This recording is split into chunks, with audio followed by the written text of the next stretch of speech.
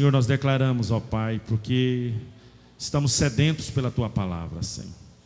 A Tua palavra é viva, é poderosa, é eficaz, e ela penetra, Senhor, para trazer mudança e transformação na nossa alma, Senhor, no nosso espírito, no nosso corpo, Senhor. Tudo a Tua palavra tem poder de agir, ó Deus, e transformar por completo a nossa vida, Senhor. Fala conosco através do Teu servo, usa-o, Deus, com todo o poder e graça, que ele seja possuído pelo Teu Espírito Santo agora, e ó Deus, e tenha total liberdade de ser um instrumento nesta noite, ó Deus, a toda a Tua igreja, em nome de Jesus, amém. Amém, glória a Deus, amém. Você que está feliz com Jesus, diga aleluia. Antes de darmos início, hoje está faltando algumas pessoas, o Tiago ainda está chocando, né? Mas a Fabi, pastor Hélio, a família que não estão, o Luiz, Sônia, o Zanonzinho, faltando algumas famílias, né? Mas é isso mesmo. Irmãos, eu estava vendo um estudo essa semana passada. Eu achei algo interessante sobre o aleluia. Na língua portuguesa, o aleluia significa alegria, né? E assim, algumas coisas mais. Só que na língua, na língua hebraica ou no grego, era uma junção de duas palavras. Eu não vou nem ousar a pronunciá-las, porque a pronúncia não assimilei tanto. Portanto, queridos, era uma forma de Deus, né? Uma expressão. Então, nunca diga aleluias. Nunca ouse essa expressão aleluias. Aleluia. Aleluias, você está dizendo, adorando todos os deuses. Aleluias, você está adorando todos os deuses. Ok? Aleluia, somente o Deus único. Ok? E depois eu trago para os irmãos, eu vou treinar a pronúncia, entende? E inclusive a junção das duas palavras, né? Os vernáculos lá para trazer para os irmãos, ok?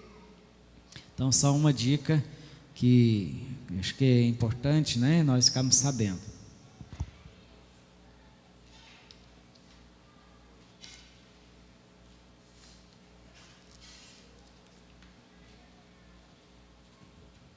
Abra sua Bíblia em Lucas 10, 27. Mateus, Marcos, Lucas 10, 27.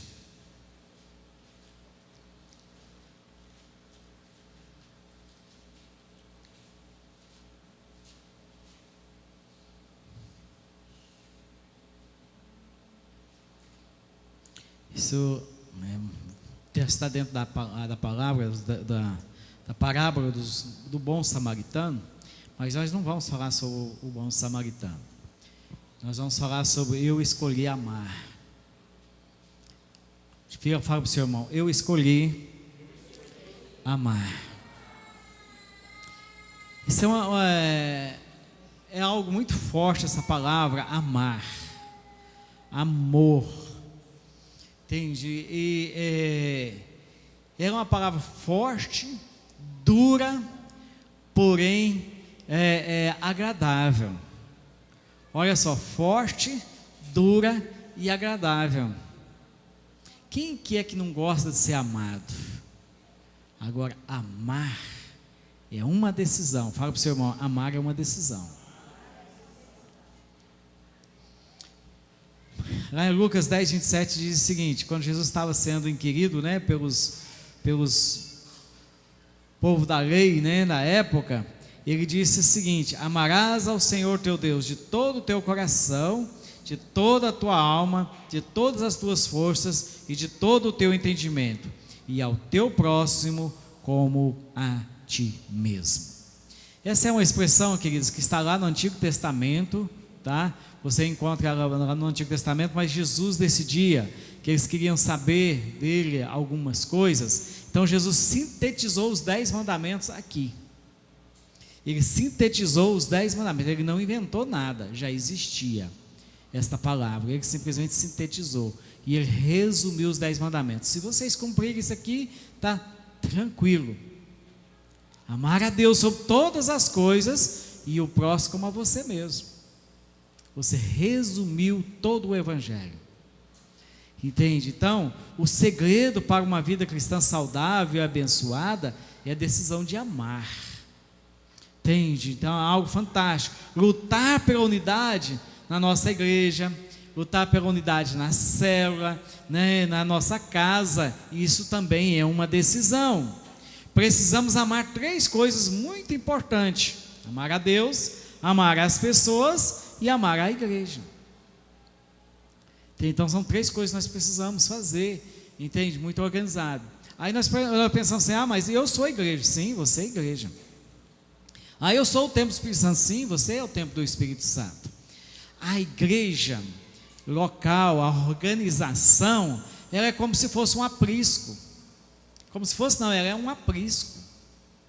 Todo e qualquer fazendeiro tem um aprisco na sua fazenda, tem um curral, aonde ele coloca os animais separados, né, por idade, né, tudo ali tem algo assim, e é um lugar também de proteção, entende? Então, muitas vezes nós não levamos em consideração. Não, Deus também instituiu essa organização. Ela é instituída por Deus também, né? Naquela época existiam sinagogas, onde o povo reuniam para adorar e glorificar o Senhor. E hoje, né, a igreja é como se fosse uma sinagoga, ou é uma sinagoga, entende? Então, tem muitas por aí, mas tem os princípios. Então nós precisamos amar com muita intensidade. Queridos, amar a Deus, nós queremos falar sobre isso. Lá em Marcos 12:30 diz: amarás, pois, ao Senhor teu Deus de todo o teu coração, de toda a tua alma, de todo o teu entendimento, de todas as tuas forças. De todas as tuas forças. Fala para o seu irmão: amar a Deus com toda a nossa alma, com todo o nosso coração, com todo o nosso entendimento e com toda a nossa força. Amém? Então é algo tremendo. Quando nós amamos a Deus, automaticamente nós amamos o que Deus ama. Olha só como é que funciona a coisa. Quando eu amo a Deus, eu amo também aquilo que Deus ama. Entende? Então, e Deus nos amou o mundo de tal maneira que deu o seu Filho unigênito para que todo aquele nele crê não pereça, mas tenha o quê? A vida eterna. Então nós temos que amar o mundo, amar aquilo que Deus fez. Por isso nós temos que amar as pessoas, independente do que elas são, e não discriminá-las. Entende? Muitas vezes a igreja, né, ela não é exclusiva, que exclui, ela é inclusiva, ela tem que incluir as pessoas, trabalhar as pessoas, entende? Porque Deus ama. Deus não ama o pecado das pessoas, mas Deus ama as pessoas. E nós precisamos trabalhar e ensiná-las, né, e cuidar dessas pessoas. E muitas das vezes nós fazemos diferente, nós jogamos fora. O único exército no mundo que abandona os soldados feridos é a igreja. Infelizmente, o único exército no mundo que abandona o soldado ferido. E não deveria ser assim. Esse não é a vontade de Deus. Esse não é o propósito de Deus. Entende? Deus amou de uma maneira tão tremenda, que Ele foi capaz de dar o seu Filho. E nós precisamos ter esse entendimento. A igreja do Senhor Jesus precisa ter esse entendimento. Não é apoiar o erro das pessoas, entende? Mas é amar as pessoas, porque Deus nos ama independente de qualquer coisa. O amor dele é extensivo. Como podemos demonstrar que amamos a Deus? Quando nós amamos a Deus, nós buscamos o seu reino em primeiro lugar, e buscamos uma intimidade profunda com Ele, obedecemos aos seus mandamentos, pois nosso amor a Deus é o que nos faz andar em obediência. Quando eu falo eu amo a Deus, mas eu não sigo as suas orientações, eu estou dizendo eu sou um tolo, eu estou mentindo, eu estou enganando a mim mesmo. Então, o meu amor me leva a obedecer o Senhor. Diz o apóstolo Omar, que dizia, as 3 letrinhas do ABC: O, B, na 4, O, B, D, C. Entende? Essas são as 4 letrinhas do alfabeto. Entende? Isso é a consequência, ou o resultado, ou a demonstração do meu amor. Entende? Às vezes nós não fazemos isso. Lá em 1 João 4,19 diz o seguinte: nós amamos, porque Ele nos amou primeiro. Deus nos amou primeiro. Ele não olhou a nossa condição. Primeiro Ele nos amou, um amor incondicional. Deus nos amou. Então por isso nós amamos a Deus, porque Ele abriu, Ele abriu e nos amou. E por isso nós o amamos. E assim deve a coisa acontecer, lá em 1 João 4:10 diz: nisso está o amor, não em que nós tenhamos amado a Deus, mas em que Ele nos amou a nós, e enviou o seu Filho como propiciação pelos nossos pecados. Quanto mais pecado tinha, mais Deus nos amou e mandou o seu Filho, e nos deu o seu único Filho, para nos resgatar do pecado, para nos resgatar das coisas ruins que estava prestes a acontecer em nossas vidas. Deus, Ele é amor, mas Deus é justiça. Fala para o seu irmão: Deus é amor, mas Deus é justiça. O amor, quer dizer, Ele impede a Deus de fazer injustiça. E aquele que não ama a Deus, Ele não retira a sua ira. O amor de Deus impede Deus de fazer injustiça. E o amor a Deus, entende? Deus fazer injustiça. E aquele que não ama a Deus, Ele não retira a sua ira. Duro isso. Aquele que não ama a Deus, Deus não retira a sua ira. Vamos continuar aqui. João 3,36 diz o seguinte: quem crê no Filho tem o quê? A vida eterna. E o que, porém, desobedece ao Filho não verá o quê? A vida. Mas sobre ele permanece o quê? A ira de Deus. Permanece a ira de Deus. Mas Deus não é amor? Sim, Deus é amor. E por isso que, se Deus é amor, Ele não pode cometer injustiça, porque Ele também é justiça. Então seria muito fácil, muito tranquilo, se Ele perdoasse aquele que não arrependeu, e desse a vida eterna para ele, para aquele que não arrependeu. Aí Deus estaria cometendo injustiça. Aí Deus estaria cometendo injustiça com aqueles que o amam, aqueles que obedecem. Entende? Estão me entendendo aí? Amém? Então é isso que acontece, queridos. Lá em Números 14:18 diz o seguinte: o Senhor é tardio em irar-se. O Senhor é tardio em irar-se, e grande em misericórdia, perdoa a iniquidade e a transgressão. Ao culpado não tem por inocente, mas visita a iniquidade dos pais nos filhos até a 3ª e a 4ª geração. Está escrito isso lá em Números. Quando é que ele falou sobre isso?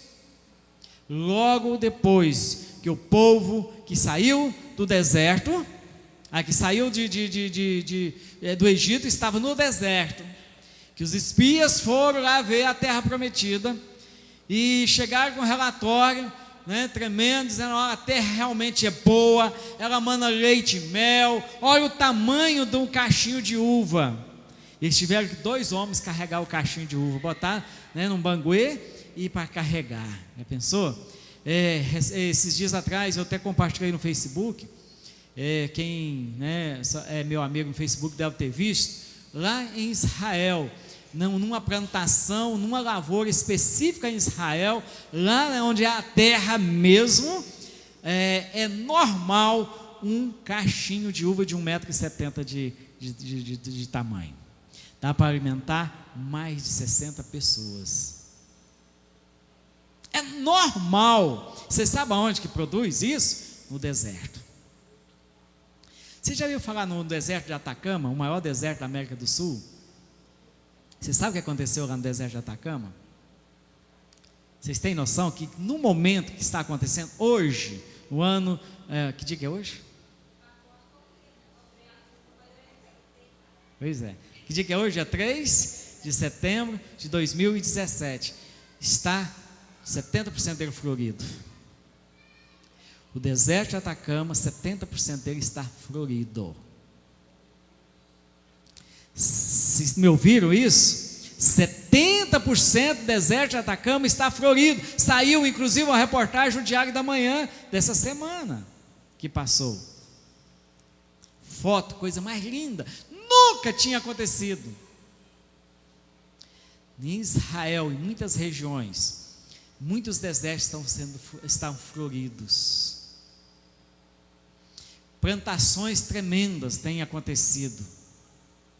E o Mar Morto, que estava secando, passou uma reportagem na Rede Globo esse tempo atrás, há um ano e pouco atrás, que ele estava diminuindo, e ele está agora aumentando. Já subiu mais de 15 metros, aleluia, isso é Deus fazendo. São sinais do amor de Deus para conosco. São sinais. São sinais. E as pessoas estão o quê? Olhando outros sinais. Estados Unidos foi devastado e vai ser devastado mais ainda. E o presidente que entrou lá vai fazer coisas que vocês vão ver que ele vai fazer ali. Quero dizer que ele está a serviço de Deus. Assim como Hitler estava a serviço de Deus. Ah, pastor, aí você pulou o corguinho. Por aí não. Hitler estava a serviço de Deus. Porque quando os judeus pediram que Jesus fosse crucificado, ele disse que o sangue desse recaia sobre nós e sobre os nossos descendentes. Os judeus fizeram isso. E mais tarde, no ano 70, 30 e poucos anos depois, eles perderam a pátria, e anos depois, 1900 e tantos anos depois, Deus resolveu vingar o povo. A ira de Deus se manifestou através de Hitler. Todos os judeus que morreram foi por vingança, por amor. Pastor, que loucura é essa? É isso mesmo, por amor.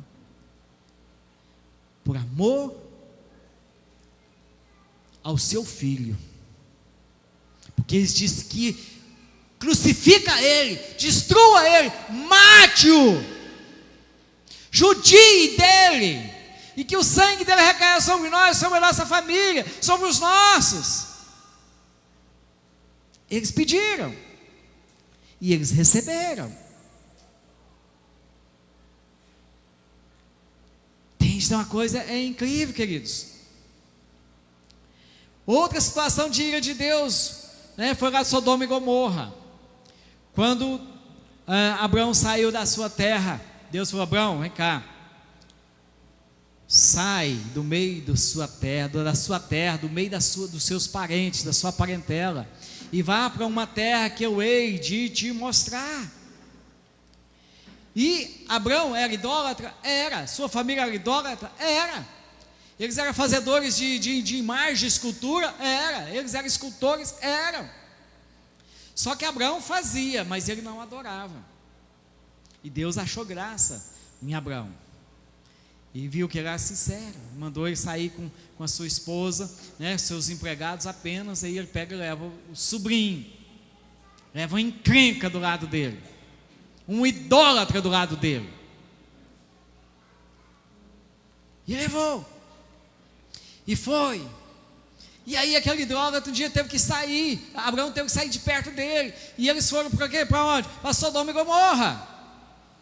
E lá em Sodoma e Gomorra foi viver ali, onde todo tipo de pecado, e Deus foi irando com aquele tipo de todo tipo de pecado que acontecia ali.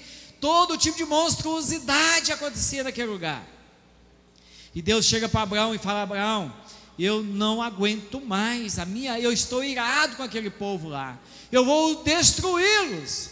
E aí Abraão falou: Senhor, o Senhor é poderoso, o Senhor é soberano, o Senhor é criador de todas as coisas, o Senhor pode fazer todas as coisas. Mas Senhor, vamos conversar? Não fica irado comigo, Senhor. Se tiver 50 justos, se tiver 30 justos, se tiver 20, 10, aí vem, né? E o Senhor disse: não, se tiver, eu não vou destruir. Mas como não tinha, o que ele fez? Ele tirou os que eram justos lá de dentro. Tirou eles lá e destruiu. A ira de Deus se acendeu contra Sodoma e Gomorra e destruiu totalmente. E nem vida tem. Veio fogo e enxofre dos céus. Lá não tem vida. Então arrependeu-se o Senhor de haver feito o homem na terra, e isso lhe pesou no coração. Isso voltando um pouquinho.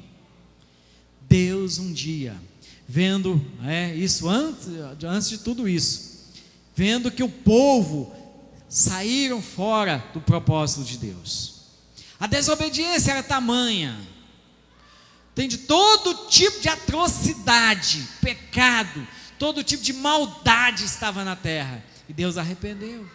Mas Deus olhou para um homem que era justo, chamado Noé, e Deus atentou para Noé e a sua família, e Deus disse: eu vou fazer um refúgio, eu vou destruir todos os animais, vou destruir toda a minha criação, mas vou preservar uma unidade cada. E Deus assim o preservou e recomeçou tudo. Entende? Porque a ira de Deus veio sobre aquele povo e eles foram destruídos, porque Deus não suportou mais tamanha a desobediência. Em Números 32:13 diz assim: se acendeu a ira do Senhor contra Israel, e ele os fez andar errante no deserto 40 anos, até que se consumiu toda aquela geração que fizera mal aos olhos do Senhor. Estou voltando ali um pouquinho, né? Agora estou vindo, esse texto refere-se quando o povo saiu do Egito, estava no deserto. Depois do que os espias vieram e trouxeram relatórios, disseram: olha, a terra é boa, a terra é maravilhosa realmente. Olha aqui as provas. Mas eles se reuniram e disseram: vamos organizar um líder e vamos voltar para o mundo, vamos voltar para o Egito, vamos voltar para o bacanal, vamos voltar para as orgias. Então a ira de Deus veio e ele disse para Moisés: Moisés, eu vou destruir esse povo, eu não suporto mais esse povo. E Moisés disse: calma, Senhor, não faça isso. Deus falou assim: mas Moisés, eu vou fazer dessas pedras, das areias, uma grande nação, aquilo que eu te prometi vai acontecer. Você: não, Senhor, não faça isso. O que os egípcios vão falar? O que as outras nações vão falar? Que o Senhor os tirou de lá para matar aqui. Então Deus disse: olha, só abaixo de 20 anos, só Josué e Caleb vão entrar na terra prometida, os demais vão ser mortos. Por isso eles andaram 40 anos errantes pelo deserto. Eles levariam de 16 a 20 dias para chegar. É daqui a Rio Verde, eles estavam daqui a Rio Verde. O Diogo vai em 3 dias daqui a Rio Verde, correndo, trotando. Vai, Diogo, 3, 4 dias. né? Mas como era uma multidão, mais de 2 milhões de pessoas, entre homens, mulheres e crianças, então levaria em torno de 16 a 20 dias, e eles ficaram 40 anos, até serem consumidos no deserto, todos os adultos.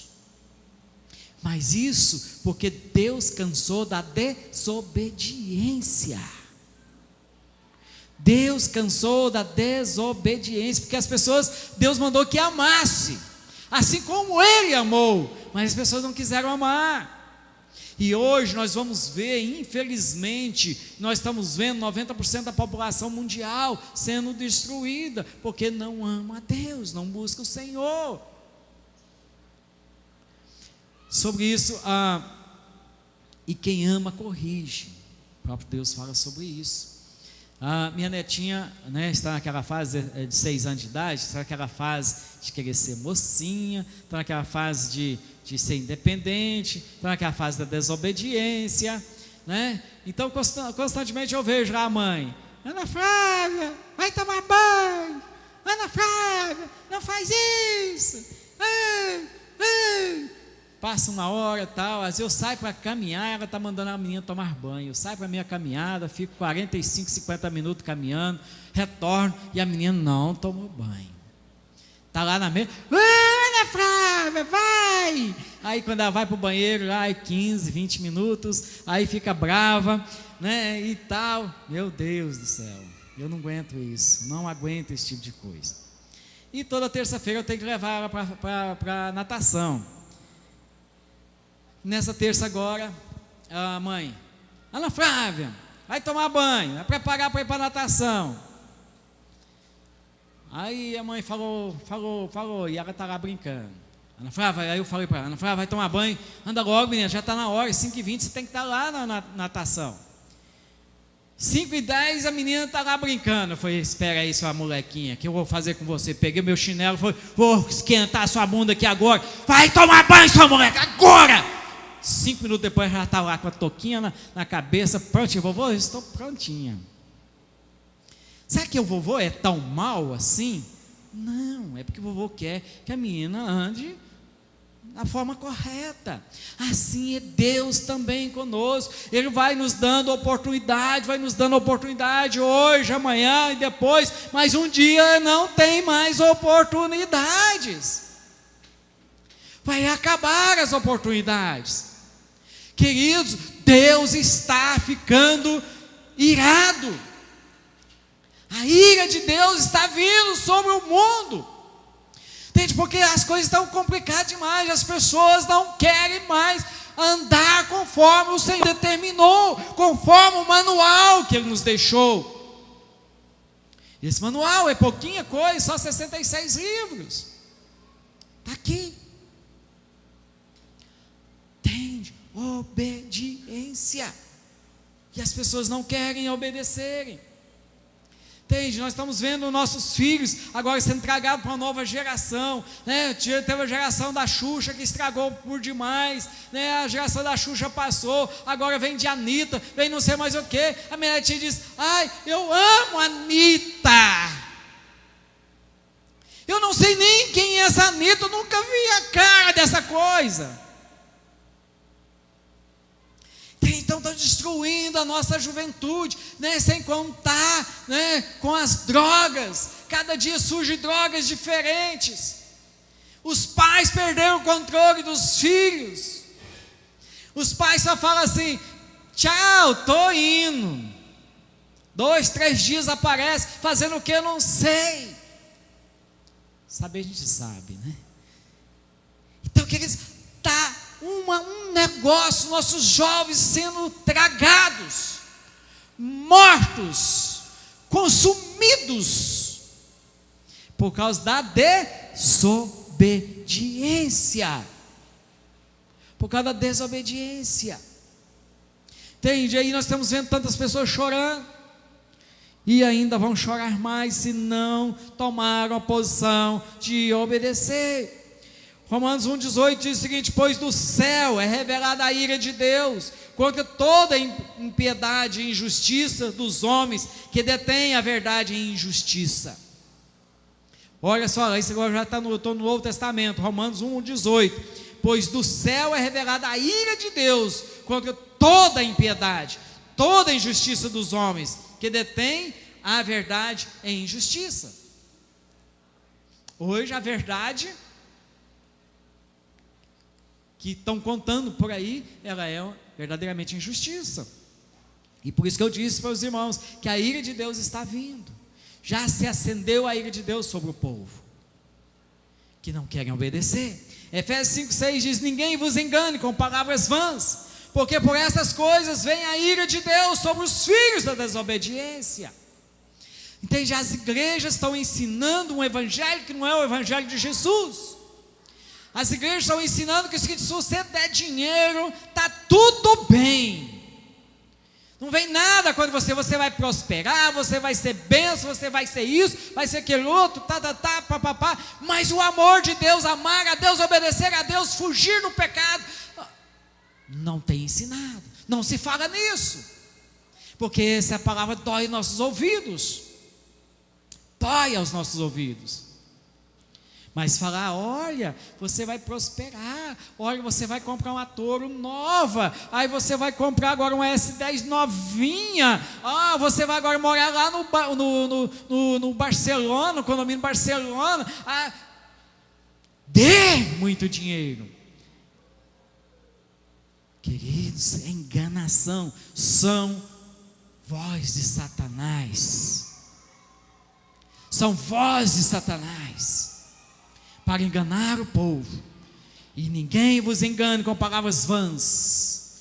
Voltem para a palavra de Deus, siga o que a palavra de Deus diz. Aleluia. Apocalipse 6:1 diz: e eu ouvi vindo do santuário uma grande voz que dizia aos 7 anjos: ide e derramai sobre a terra as 7 taças da ira de Deus. Continue lendo esse capítulo aí, capítulo 16 de Apocalipse, que vocês vão ver coisas terríveis. E essas coisas já estão sendo derramadas. O balde já está assim, começando a cair fagulhas.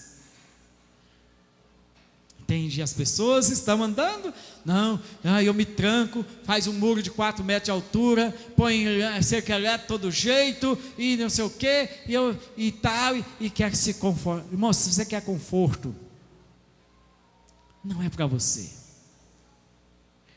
Conforto não é para você. Conforto não é para mim. Deus quer que nós corramos risco mesmo, pregando a palavra, falando do amor de Deus, indo para as praças, né? Nós falávamos sobre isso ontem, né, pastor Antônio? Hoje a igreja não põe a cara mais nas praças. Nós não colocamos mais a cara, né, diante do mundo. Tem diante das atrocidades, das coisas que estão acontecendo. A igreja tem se acovardado, ficar dentro de 4 paredes. A igreja tem que sair das 4 paredes, porque a igreja quer dizer, o que a palavra igreja diz? O que ela diz? Qual que é? Chamados para fora. E a igreja está fazendo o quê? Chamados para dentro. Introspectiva.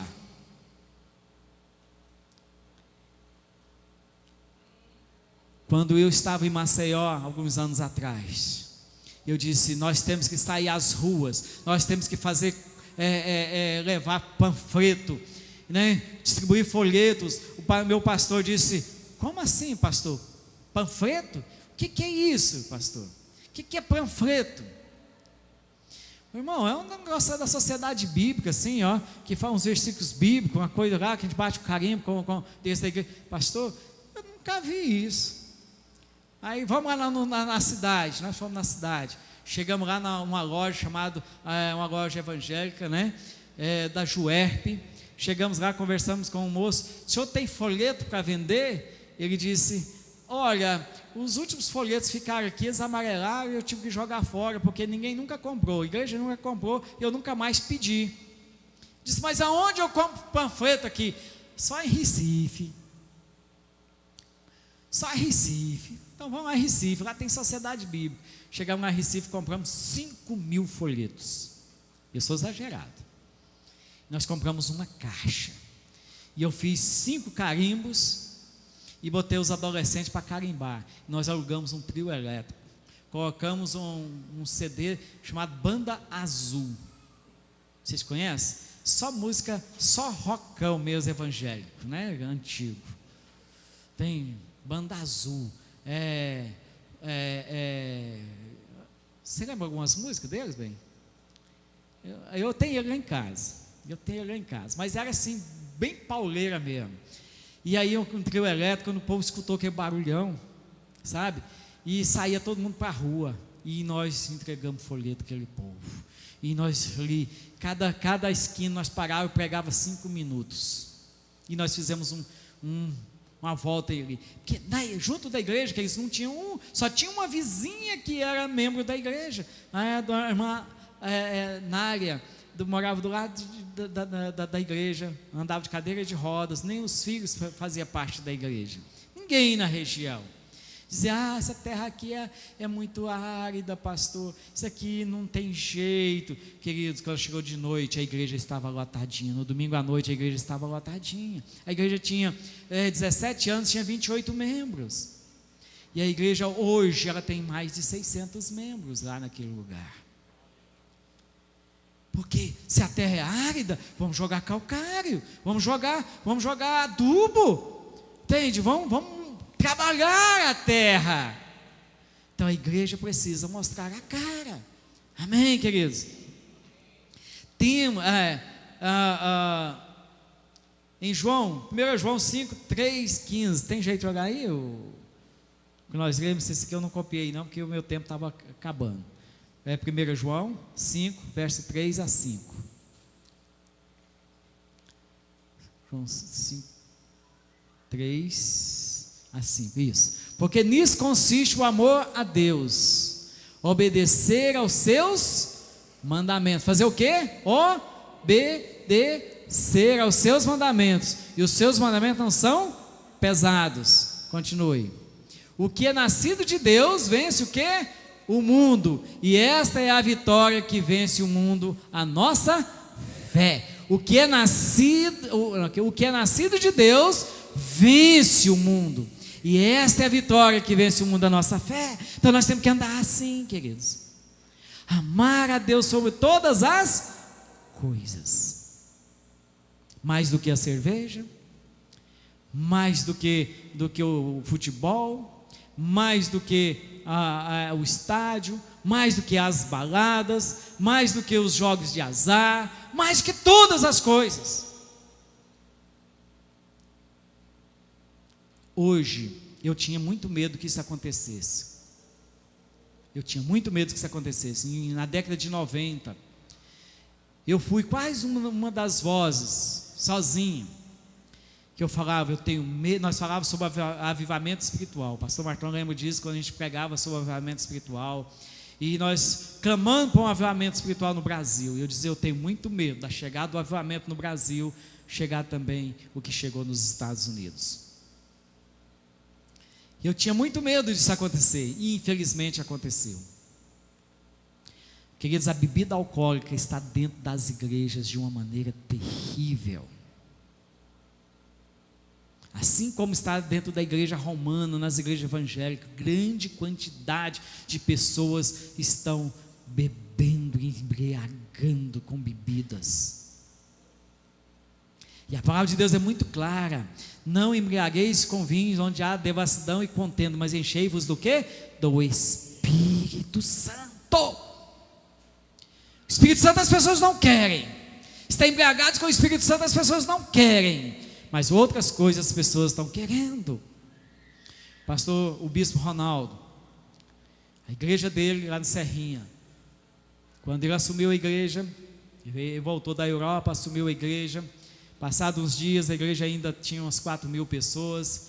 Ele disse: Deus mandou eu voltar da Europa para assumir esta igreja, para trabalhar essa igreja, para ser uma igreja santa, pura, sem mácula. Portanto, a partir de hoje, não admito mais bebida alcoólica no meio das pessoas. Alguém disse: mas pastor, não quero saber se é ou não é pecado. Aqui não. perdeu 1.500 pessoas em 2 semanas. A igreja ficou só com 3.000. 1.500 foram embora, líderes foram embora, e hoje a igreja está cheinha de novo. Entende? Foram porque não queriam compromisso. E ele foi muito homem, muito forte. Meu filho é de lá, e a gente sabe das notícias de lá.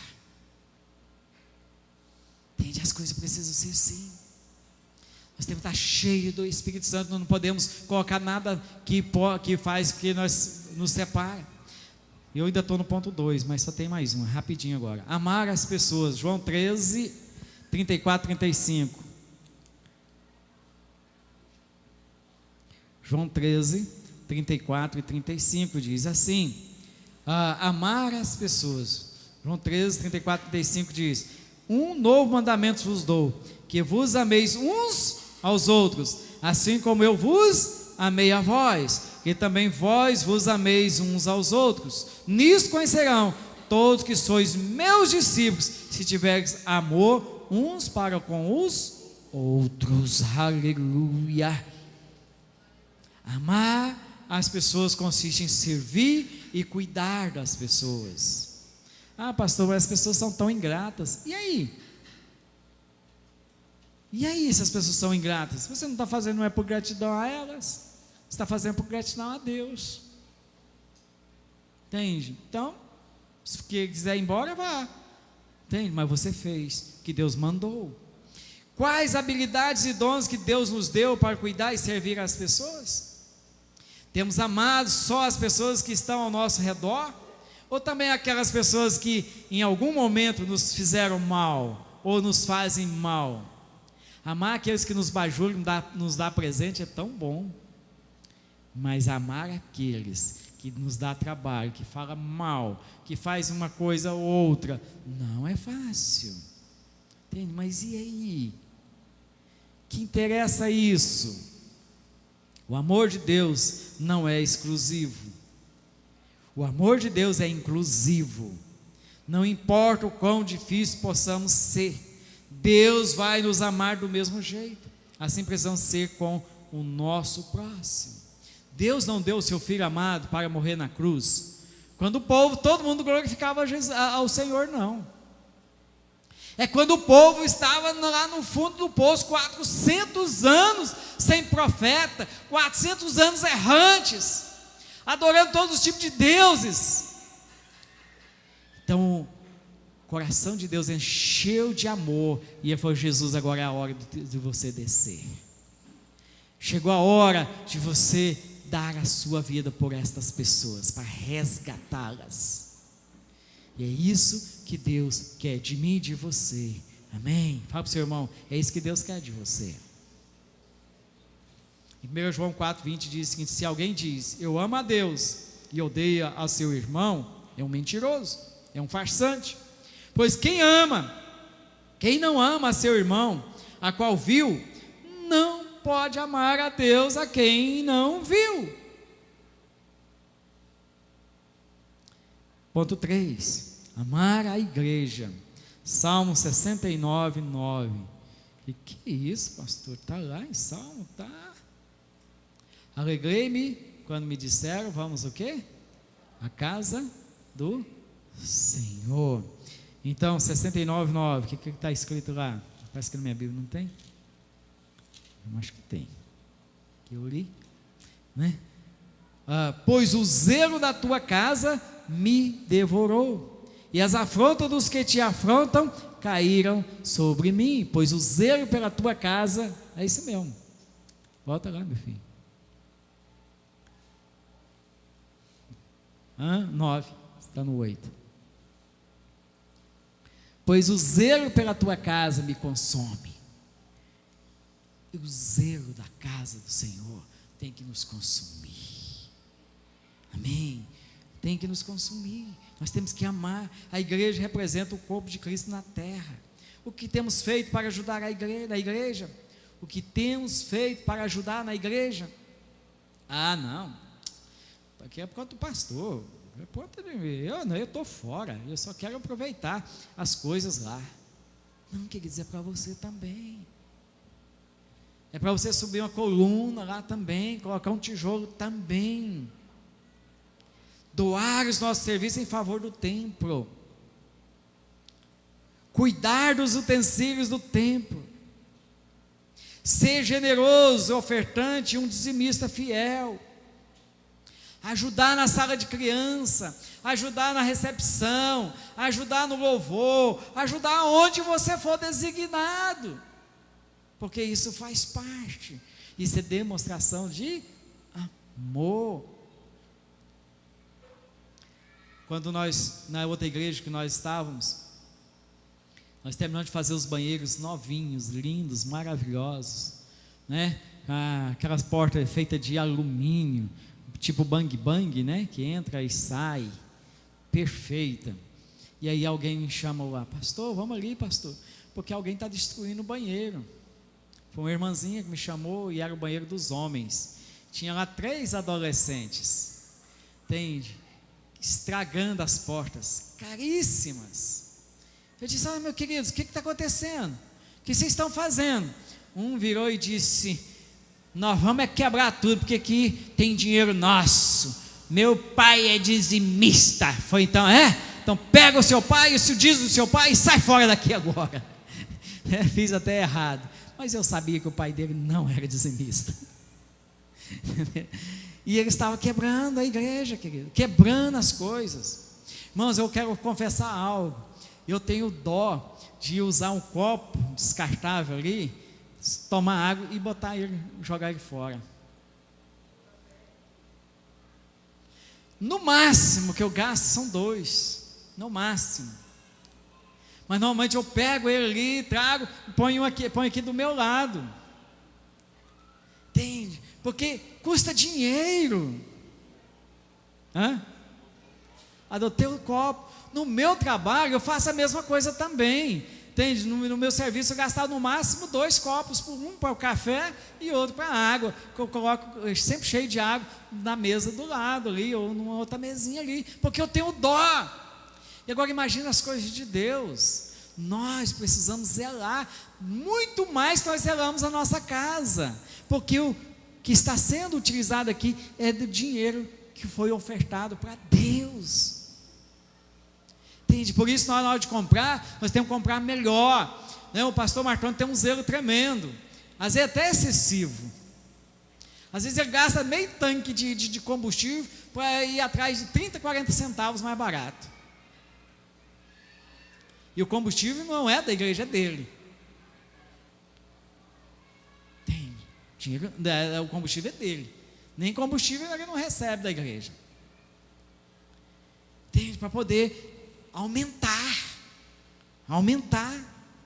entende? Porque tem que ser assim, amém, queridos? Concluindo, Deus tem nos chamado para cuidar de suas ovelhas. Diga, Deus tem me chamado para cuidar das suas ovelhas. Com isso nós precisamos aplicarmos o TDA. Fala para o seu irmão, sabe o que é TDA? Você sabe o que é TDA? Tem que amar. Tem que amar. Irmãos, nós só temos uma opção: amar. Não, nós temos 3 opções na vida: amar, amar e amar. É isso que nós temos, que nos desafia a amar acima de qualquer coisa. Que a partir de hoje, se nós amávamos, nós precisamos amar mais. Nós possamos amar a Deus, amar as nossas células, amar o nosso culto de terça, de domingo, amar as pessoas que estão ao nosso lado, cuidar de alguém que necessita, amar a igreja de uma maneira tremenda, trabalhando voluntariamente em alguma área da igreja que necessite. Eu sou bom pintor, então vamos pintar a igreja. Eu sou um bom pedreiro, então vamos ajudar como um pedreiro. Eu não sei fazer nada, mas você sabe tirar o lixo? Então, beleza. assim que funciona.